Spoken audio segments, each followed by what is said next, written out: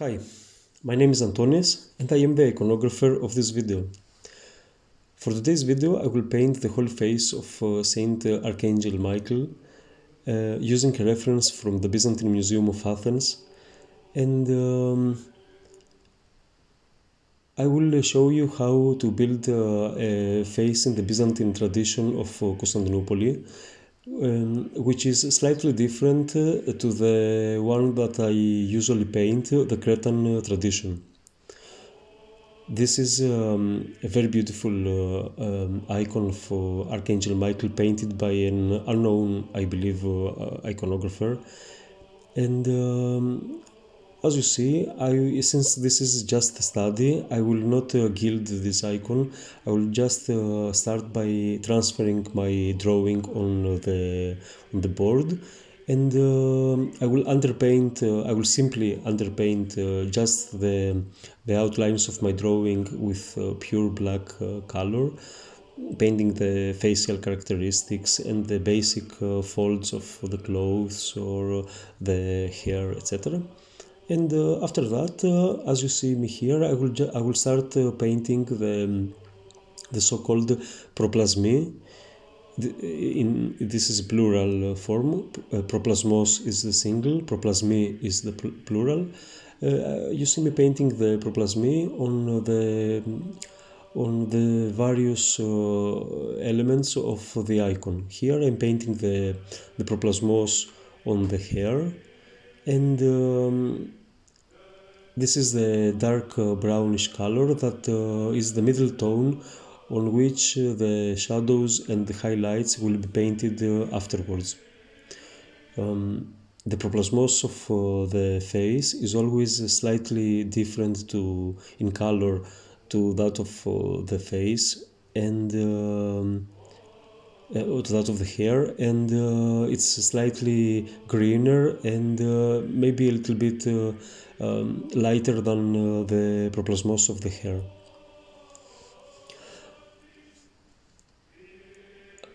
Unfortunately, I haven't recorded the part where I'm painting the grapsimata, the darker elements on the face of Archangel Michael.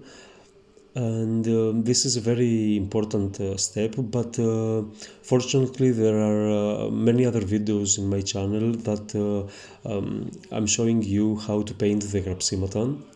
And at this point I would like really to thank my all my patrons on patreon.com for supporting me, and especially my new patrons Vlad Stefanoia and Data Oruguari for deciding to financially support this channel. It's really nice to see that people are interested in the content that I publish, and they are willing to financially support. Thank you so much, Vlad, and thank you so much, Data. It's really wonderful of you, and I'm glad if you learn something and if you get something out of this channel. I would like to thank each and every one of you watching my channel. I know that the times are harsh for many people, and many of you would love to support me financially, but I know this is impossible for you, and that's really nice.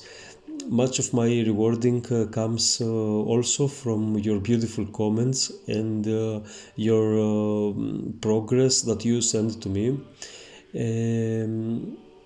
And it's really rewarding for me to being in touch with you and help you as much as I can. So thank each and every one of you for being part of this forum, this little community of iconography that is created here in this channel.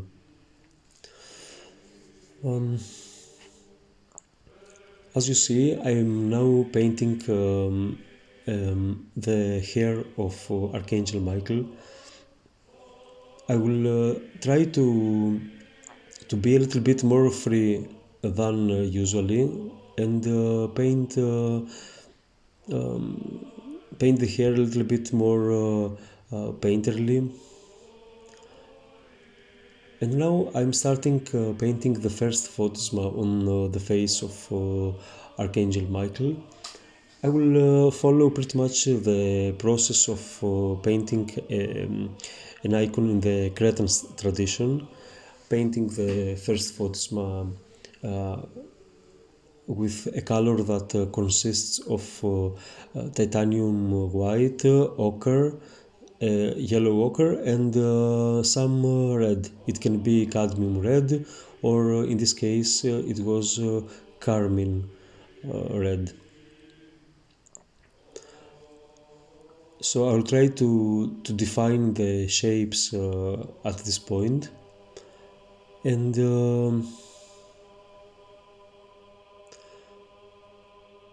I will be attentive. I will take some. I will give some attention to the shapes of these photismata, as these photismata are a little bit more broad than the traditional Cretan photismata. When I say photismata, I mean these light shapes that I'm painting right now.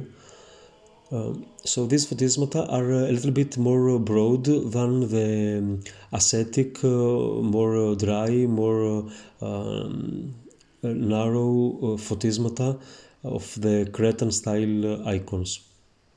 But still the idea is the same, painting lights on a proplasmo, on a middle tone color, and I will follow the technique as I know it. I will just change the shapes of my photismata here, and some tiny differences when I will blend the first photisma to my proplasmo.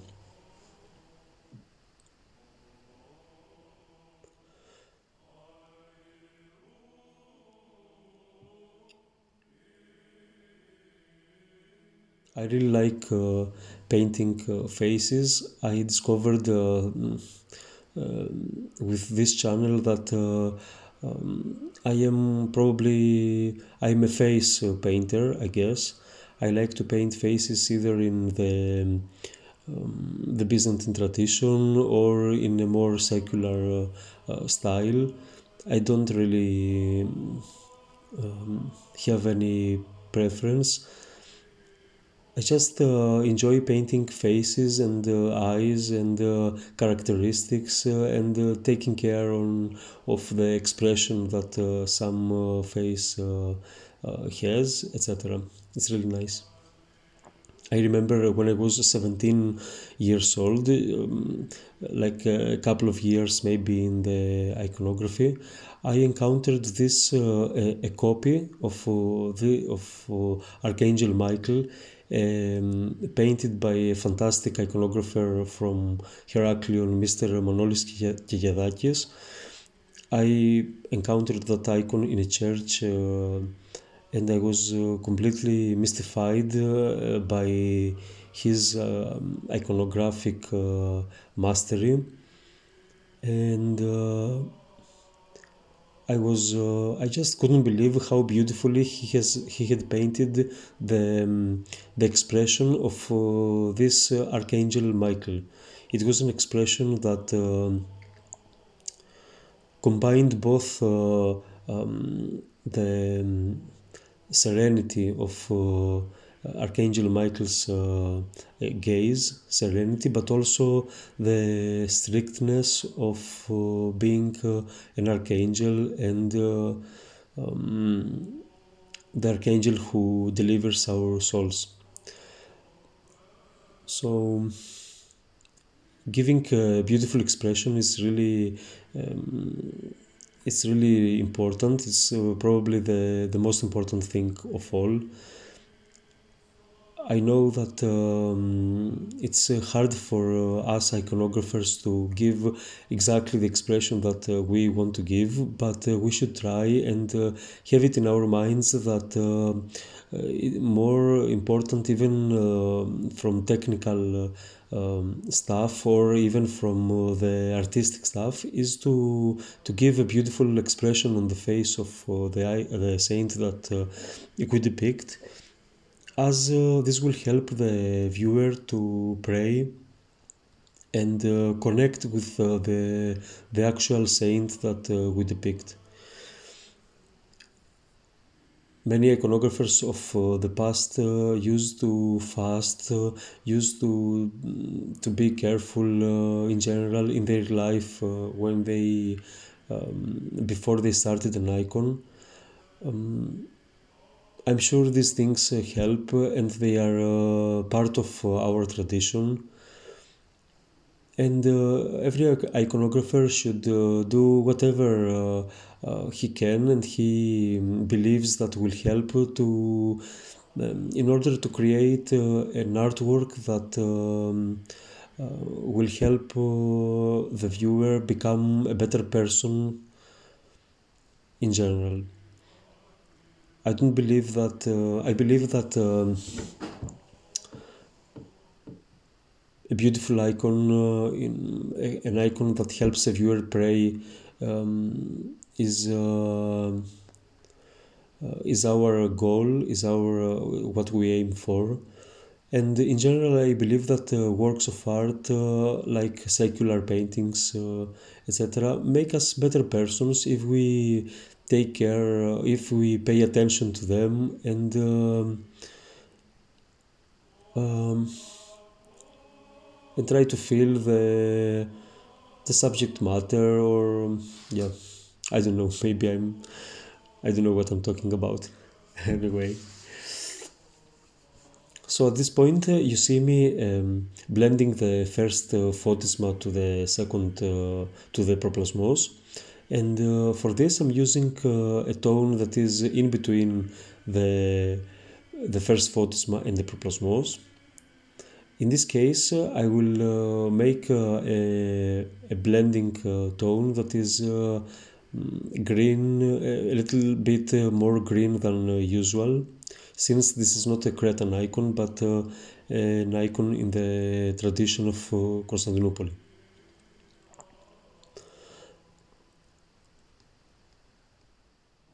Normally, when I'm painting when I'm blending, I'm doing three blending colors. Now you see me doing the second blending, where I blend my first blending color to my proplasmos,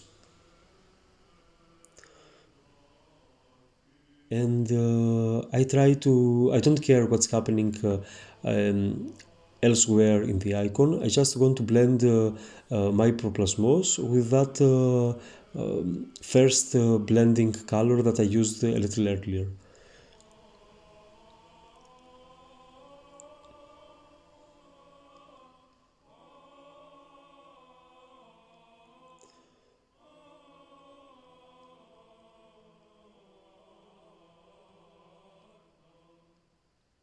I will prepare a color that is a little bit more bluish in hue, and with this I will try to blend some parts as I believe that they are appropriate to blend with this color.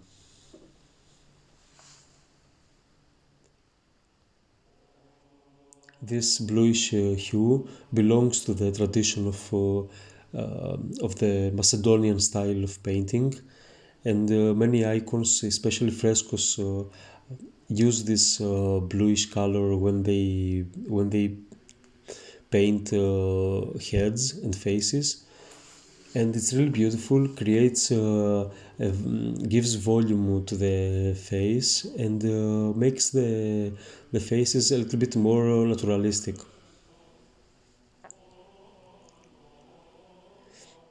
Now I will blend again.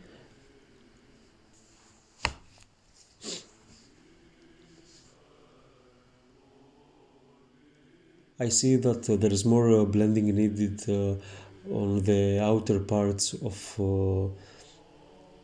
my photismata. I have a general, let's say, technical method on how to paint a face, but I also have eyes and see if I need to move a step backwards or a step forward or a step on the right.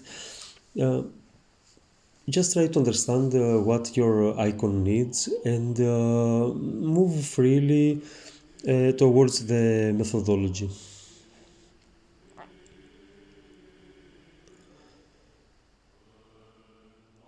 I take my time. This took me a really long time just blend the to blend the middle blending tone with microplasmos.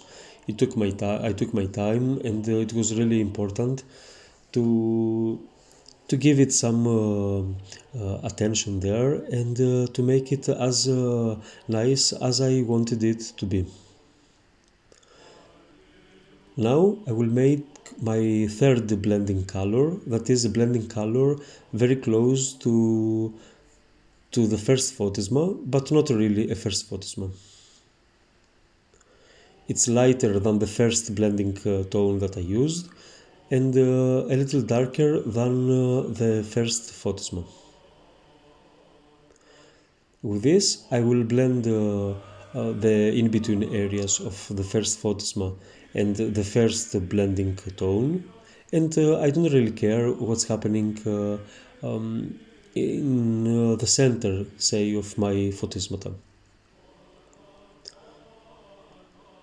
But knowing what tone I'm using, it's really helpful because with this tone I will not go all the way to the edge, to the outer edges of my photismata. I will stay relatively inside my photisma. So it's good to know your palette. Many iconographers, many painters just are forgetting where are they getting their color from, and that is confusing and it creates some problems.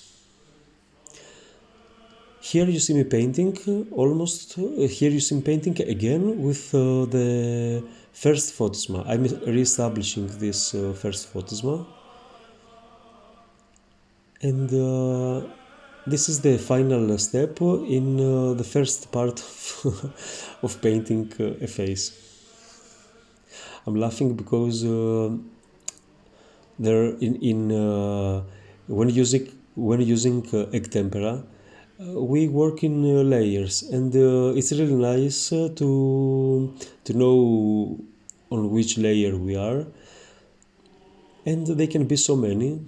These layers, they can be very too much for some people.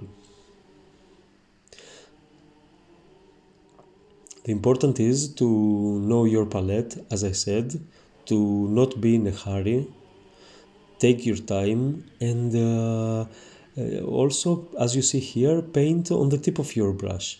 Just use the tip of your brush. It's very satisfying and very smooth, very silky. Egg is a magical medium.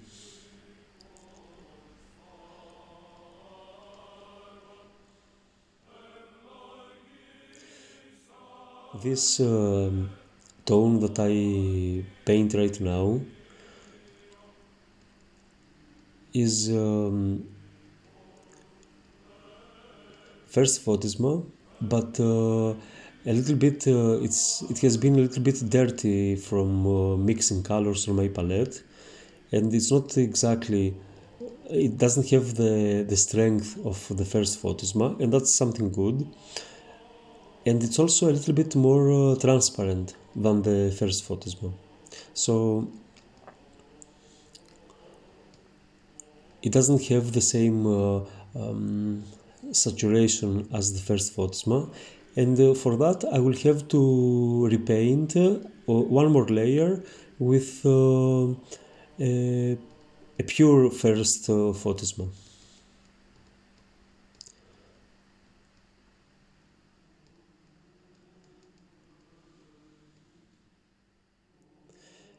Painting in so many layers, it's also a little bit dangerous if you are not very much experienced, because especially if you don't give time for each layer to dry, because at some point the underneath layers might not be able to support the color that we paint. Like when I'm painting nowadays the face of Archangel Michael at this point, I was aware that I am in narrow eyes. I'm walking on thin eyes, and I have to be very careful to paint lightly and on the tip of my brush to not insist on my brush strokes, and to paint at some point and move on as much as I can. The recipe that I follow for egg tempera, it's a strong solid gives me a strong solid tempera solution, and this helps to not sweep the underneath layers with my brush. So remember, prepare an egg tempera solution that is one part yolk, one part water, and some drops of vinegar to keep the bacteria off away. And now that I am establishing the actual first photisma again, I will start. I will also keep in mind the psimithies, the linear highlights that they are to follow, and I will try to start painting these highlights even with my first photisma.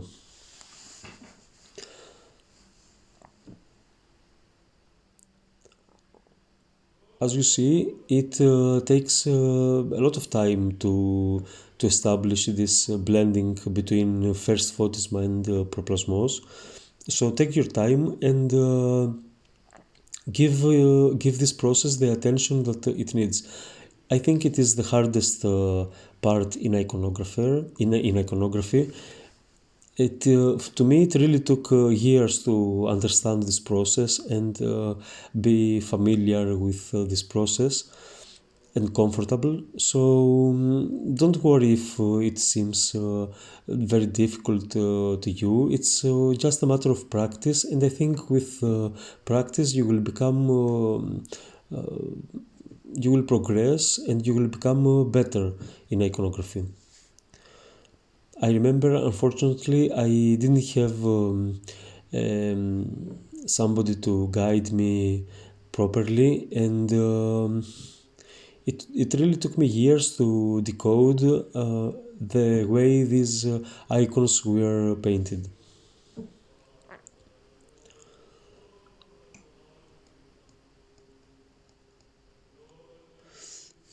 So as I was saying, the expression of a saint is really, really important, and you should try and do some drawing exercises where you change the orientation of the eyebrows, which are very crucial in creating an expression, or the shape of the mouth. That's also very, very crucial. And do these exercises, see how the eyes should be painted, and also try to play a little bit with the iris of the eyes, and see how changing the position of the iris, also the expression will change. Not only the direction of the gaze, but also the expression of the saint.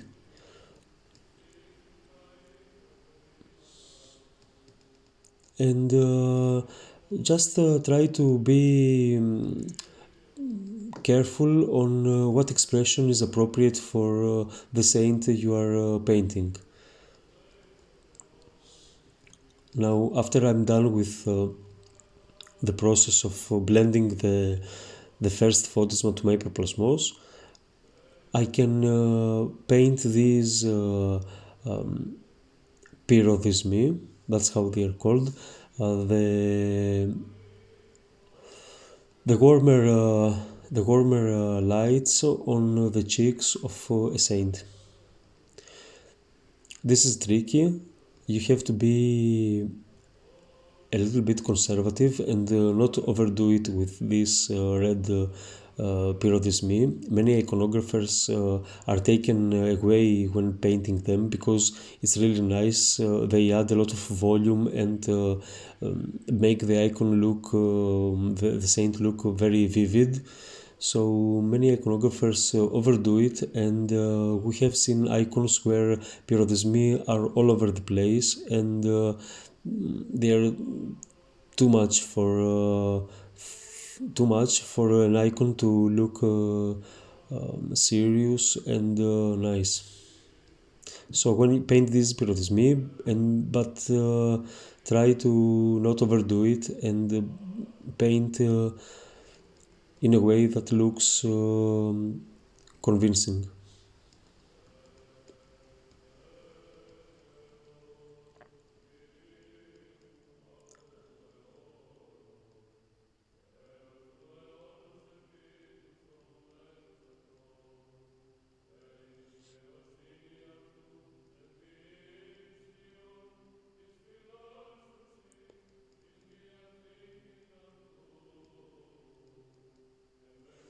It's also interesting when we try to give expression on a face. It's also interesting how just the tiniest little detail will change the whole expression of the face. Giving expression is something that I still struggle. It's something that scares me, and I'm always very. I have the fear that I will not give a nice expression, and sometimes I don't. So at this point, you see me painting the second photisma, and this second photisma, I will directly paint it as if it is ψημithia, the linear highlights. So I will paint these ψημithιές, and I don't care if these ψημithιές at this point look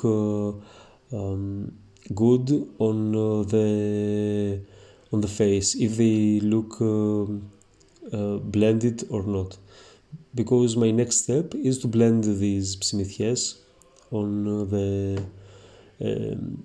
the first photisma.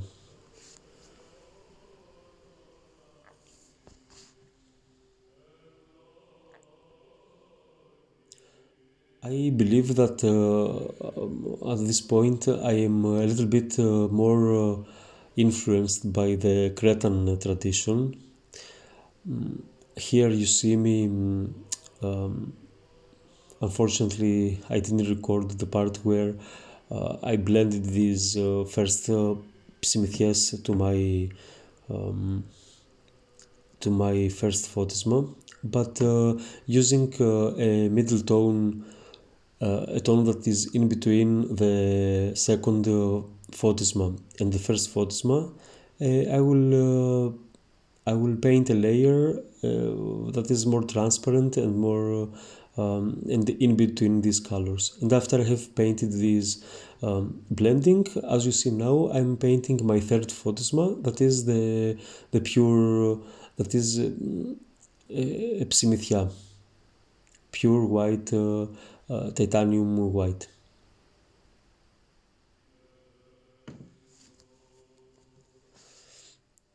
Again, feel free to blend some more, go back in the process, go forward in the process. The angel looks good, but as I was saying, I believe I was on the process a little bit more influenced by the Cretan tradition, and I believe that the iconographer of the Byzantine Museum had a slightly different approach when painting his face of Archangel Michael. Anyway, I will uh, I will try to be more faithful of his style in a future icon. I don't believe that, but I'm not really sure. I don't believe that his second light was directly painted as Epsimithia. Please comment below if you have any idea on that. I don't believe that he worked like me, using Epsimithia directly on the second light. I think he was more painterly, more just creating a second light more freely than just Epsimithia. But anyway, as I say many times, and I really believe it, we're not robots, and we're just trying to be better iconographers. We don't make copies for a museum or anything. We try to be faithful to a tradition and respect the tradition, of course. And that's really wonderful when it happens. But at the same time, we should be aware that we're not robots or. So I'm pretty done with the face, and I'll go back painting the hair of Archangel Michael, and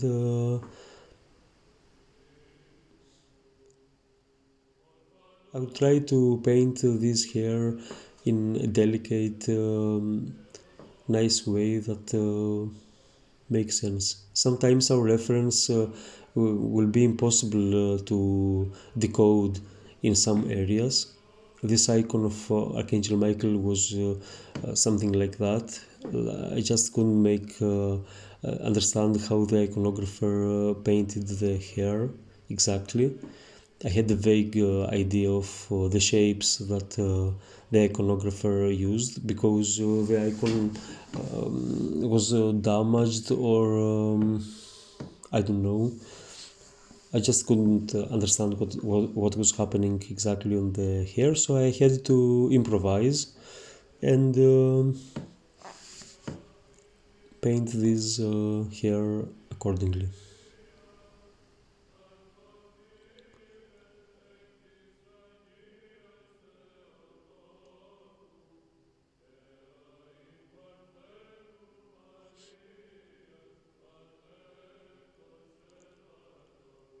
Painting the second light on the first light of the hair, it's really satisfying, because this makes the hair look a little bit shinier and more naturalistic, and it's process that I always enjoyed when painting.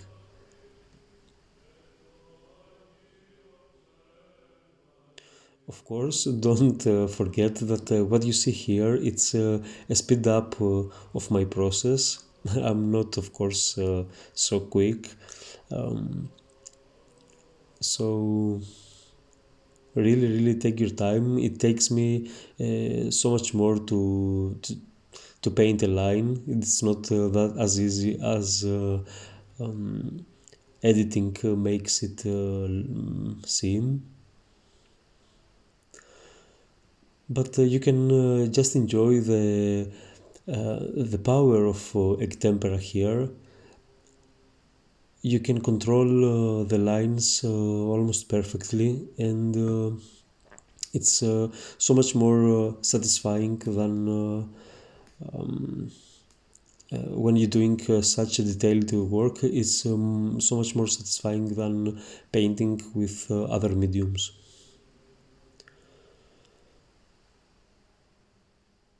And after I've painted the head, I will move on. I will proceed in painting the clothes of the saint for this study, and to conclude this study for the video. Again, I would like to thank you so much, each and every one of you. Feel free to comment and ask questions below. It's really my pleasure to answer these questions. And really thank you for subscribing. If you haven't yet, please consider subscribing to this channel. It is growing because of your support, and it really is something that rewards me and gives me strength to continue uploading these tutorials for you.